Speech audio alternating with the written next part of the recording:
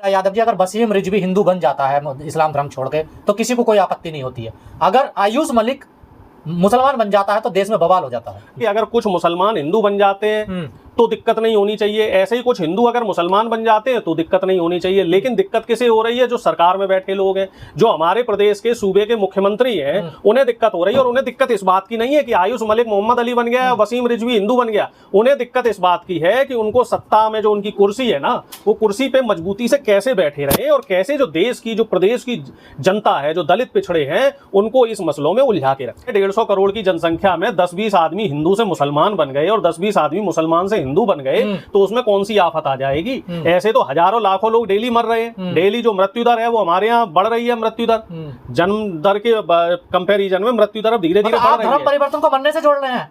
मैं क्या कह रहा हूँ आपसे, आप उस बात पे ध्यान नहीं दे रहे हो कि 150 करोड़ की जनसंख्या में अगर 10-20-50 आदमी हिंदू आदमी मुसलमान भी बन गया और 10-20-50 आदमी मुसलमान से हिंदू भी बन गया तो उससे फर्क क्या पड़ा? मुसलमान से हिंदू कहाँ बन रहे हैं? यहाँ तो सरकार कह रही थी, लोग कह रहे थे घर वापसी होगी। अभी तो घर वापसी की बजाय यहाँ तो उल्टा हो रहा है। तो आपके सामने की बात है, मेरठ में इस तरह के कई केस आए हैं। कई लोग जो है वो मुसलमान से हिंदू बने। अब वो बात अलग है कि जब वो हिंदू बन गए तो उन्हें ऊंची जात में न लेके नीची जात में ले लिया गया। हमारे यहाँ कम रायता है क्या?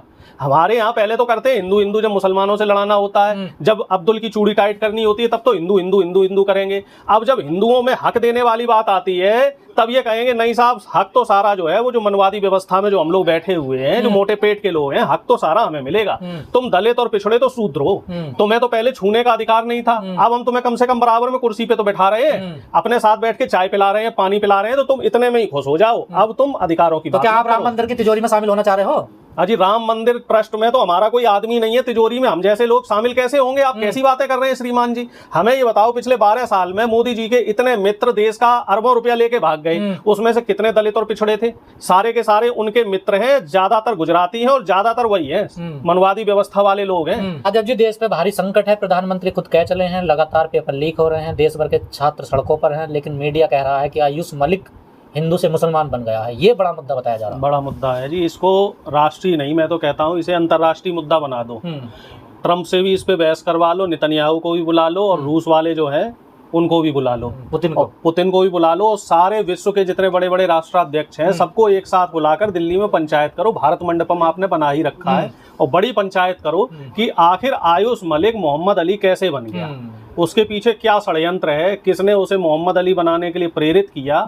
बाकी जो तमाम मुद्दे हैं देश में, उन मुद्दों पे बात नहीं होनी चाहिए। कैसे राज्यसभा में किस तरीके से मध्य प्रदेश में इन्होंने मीनाक्षी नटराजन का नामांकन रद्द करवाया, नीट की दोबारा परीक्षा हो रही है, तो जो बच्चे अब दोबारा परीक्षा देंगे सोचिए उनका कितना मेंटल हरासमेंट हो रहा है, उस पर कोई चर्चा नहीं है। अरे महंगाई खतरे में है, महंगाई आपको पेपरों की लगी है। वही तो मैं कह रहा हूँ कि महंगाई जो बढ़ रही है दिन पे दिन, जो डीजल पेट्रोल के दाम बढ़ गए हैं, जबकि अब जो क्रूड ऑयल की कीमत है वो फिर से गिर गई है, लेकिन अब सरकार उसमें हमें राहत नहीं दे रही है। अब उसको भी मास्टर स्ट्रोक बताया जा रहा है, ये कहा हवाला ये दिया जा रहा है कि जो तमाम और देश हैं वहां पर तो कीमत इससे भी ज्यादा है। और अब गडकरी जी एक और काम करने वाले हैं, गडकरी जी एथेनॉल 85% पेट्रोल में मिलाने वाले हैं, यानी कि हमें E85 पेट्रोल मिलेगा जिसमें 85% मात्रा एथेनॉल की होगी और 15% मात्रा पेट्रोल की होगी। लेकिन ये जो तमाम बातें मैंने गिनाई, ये बातें बिल्कुल भी जरूरी नहीं है, इनको तवज्जो देने की बिल्कुल भी जरूरत नहीं है। राष्ट्रव्यापी आंदोलन पूरी बीजेपी और पूरा RSS और जो उनके साथ जो जॉम्बी लॉबी है, जिन्हें अंधभगत बोलते हैं, ये सब इकट्ठे हो जाए। आप अंधभगत कह रहे हैं, कोई मोहम्मद दीपक बन जा रहा है और कोई आयुष मलिक अपना धर्म परिवर्तन कर ले रहा है, तो पूरी आपको चिंता नहीं हो रही? मेरी बात तो पूरी होने दो श्रीमान जी। मैं तो ये कह रहा हूं कि सारे लोग मिलकर पूरा देशव्यापी, जैसे राहुल गांधी जी ने भारत जोड़ो यात्रा शुरू करी थी, तो वैसे ही एक यात्रा शुरू करी जाए, सनातन बचाने की यात्रा, और उस यात्रा में पूरे जो देश का सनातनी है उन सबको बताया जाए कि किस तरीके से षड्यंत्र किया गया है और आयुष मलिक का धर्म परिवर्तन करा दिया। अब हमें एक बात ये बताइए, हमारे देश की जनसंख्या कितनी है? लगभग 150 करोड़ के आसपास है। अभी तो जनसंख्या के आंकड़े आ जाएंगे, मोटी मोटी 150 करोड़ के आसपास है। अगर उसमें 150 करोड़ की जनसंख्या में 10-20 आदमी हिंदू से मुसलमान बन गए और 10-20 आदमी मुसलमान से हिंदू बन गए तो उसमें कौन सी आफत आ जाएगी? ऐसे तो हजारों लाखों लोग डेली मर रहे हैं। डेली जो मृत्यु दर है वो हमारे यहाँ बढ़ रही है। मृत्यु दर जन्म दर के कंपैरिजन में मृत्यु दर अब धीरे धीरे बढ़ रही है। धर्म परिवर्तन को बनने से जोड़ रहे हैं। मैं क्या कह रहा हल्का आपने बना दिया मैं इसको। क्या कह रहा हूँ आपसे, आप उस बात पे ध्यान नहीं दे रहे हो कि 150 करोड़ की जनसंख्या में अगर 10-20-50 आदमी हिंदू आदमी मुसलमान भी बन गया और 10-20-50 आदमी मुसलमान से हिंदू भी बन गया तो उससे फर्क क्या पड़ रहा है? मुसलमान से हिंदू कहाँ बन रहे हैं? यहाँ तो सरकार कह रही थी, लोग कह रहे थे घर वापसी होगी। अभी तो घर वापसी के बजाय यहाँ तो उल्टा हो रहा है। तो आपके सामने की बात है, मेरठ में इस तरह के कई केस आए हैं, कई लोग जो है वो मुसलमान से हिंदू बने हैं। अब वो बात अलग है कि जब वो हिंदू बन गए तो उन्हें ऊंची जात में न लेके नीची जात में ले लिया गया। हमारे यहाँ कम रायता है क्या?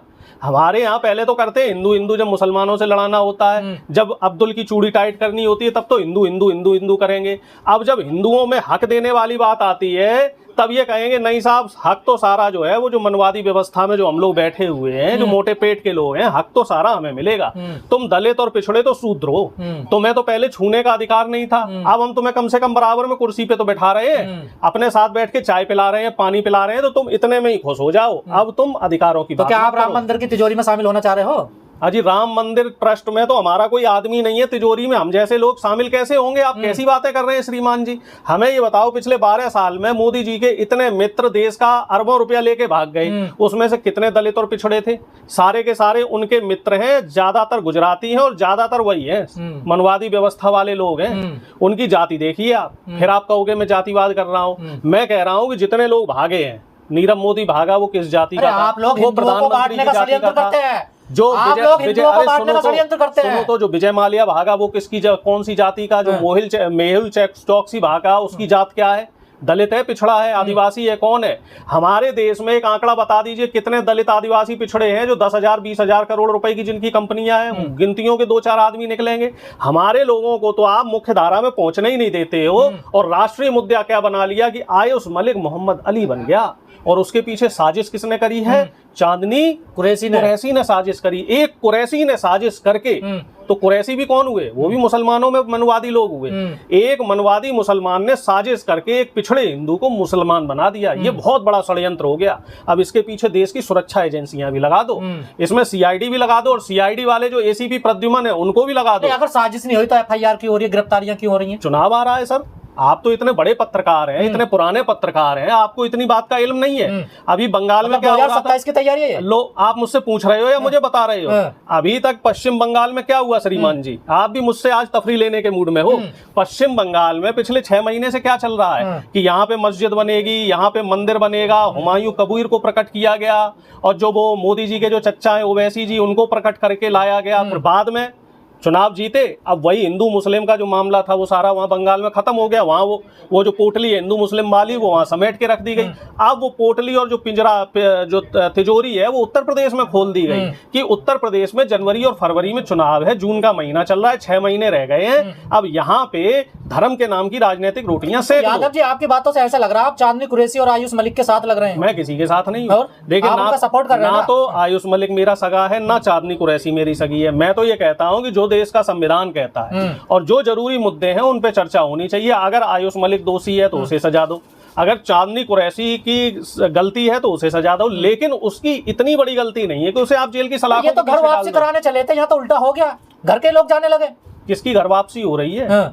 हमें ये बताओ, 12 साल से देश में हिंदू हृदय सम्राट लोगों की सरकार है और 20 से ज्यादा राज्यों में डबल इंजन की सरकार है, और फिर भी आप घर वापसी नहीं करवा पा रहे, फिर भी आप बांग्लादेशियों को बांग्लादेश नहीं भेज पा रहे।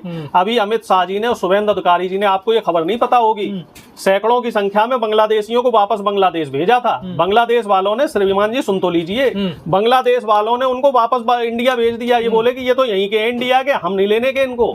तो कहानियां ऐसी हो रही हैं, ये लोग आपको मूर्ख बना रहे हैं। ये हिंदू मुसलमान के नाम पर, बांग्लादेश के नाम पर, घुसपैठ के नाम पर, धर्म परिवर्तन के नाम पर, घर वापसी के नाम पर, ये लोग आपको काटने की कोशिश कर रहे हैं, आप लोगों को बेवकूफ बनाने की कोशिश कर रहे हैं। और इनका जो असली इरादा है वो क्या है? असली इरादा है इनका सत्ता में रहना और देश की जो 90% जनसंख्या है उसको बेवकूफ बनाना, उसको मूर्ख बनाना। अगर इनको मुसलमानों से इतना ही परहेज है तो पश्चिम बंगाल में जो पार्टी तोड़ रही है ममता बनर्जी वाली, उस ममता बनर्जी की पार्टी में 3 सांसद जो मुसलमान है उनको क्यों ले रहे हैं आप? यूसुफ पठान के साथ 3 सांसद जो है वो टीएमसी के मुसलमान है, उनको आप ले रहे। इसका मतलब आपके लिए धर्म मायने नहीं रखता, आपके लिए मायने क्या रखता है कि सत्ता आनी चाहिए, चाहे मुसलमानों के पैर छूने पड़े, चाहे सिखों के छूने पड़े, चाहे ईसाइयों के छूने पड़े, चाहे बनारस के घाट पर जो दलित समाज के लोग हैं, जो सफाई कर्मचारी हैं, उनके मोदी जी को पैर धोने पड़े। लेकिन सत्ता आनी चाहिए, और सत्ता आने के बाद उसी बनारस के घाट पर वही जो सफाई कर्मचारी हैं उनके घर भी तोड़ने हैं। उनके घर भी मोदी जी ने तोड़वाए हैं। अयोध्या में भी उन्हीं दलित और पिछड़ों के घर मोदी जी ने तोड़वाए। इसी वजह से ये अयोध्या। आपको लगता है सामने में कुछ गलत नहीं हुआ? देखिए, इस बात का फैसला अदालत करेगी, लेकिन जो ऊपरी तौर पर मैं एक बात जो देख रहा हूं, मैं अभी उस मामले की तह तक नहीं गया हूं, लेकिन ऊपरी तौर पर जो मुझे एक बात देखने में आ रही है, वो बात ये है कि यहाँ पर सियासत की रोटियां सेकी जा रही हैं। मुद्दा कोई मसला बहुत बड़ा मसला नहीं है, बैठ के समझाया जा सकता है। आप धर्म परिवर्तन करोगे? कौन? आप बनोगे? मैं काहे को धर्म परिवर्तन करूं? मैं समर्थन कर रहे हैं आप? नहीं, मैंने क्या कहा? मैं किसी का समर्थन नहीं कर रहा, मैं किसी का विरोध नहीं कर रहा। मैं तो ये कह रहा हूं कि आयुष मलिक और चांदनी कुरैशी दोनों को बैठा लो और आपस में उनके परिवार वाले बातचीत कर लें। साथ में जो कोर्ट है, उसके जो जज हैं, वो लोग भी आपस में बात करें कि भाई क्या मामला है। दलित आदिवासियों का तो शोषण होता है, ठीक है, मान ले जाए, उनके साथ भेदभाव होता था इसलिए धर्म छोड़ देते हैं। जाटों के साथ क्या हो रहा है? जाट भी तो पिछड़े हैं।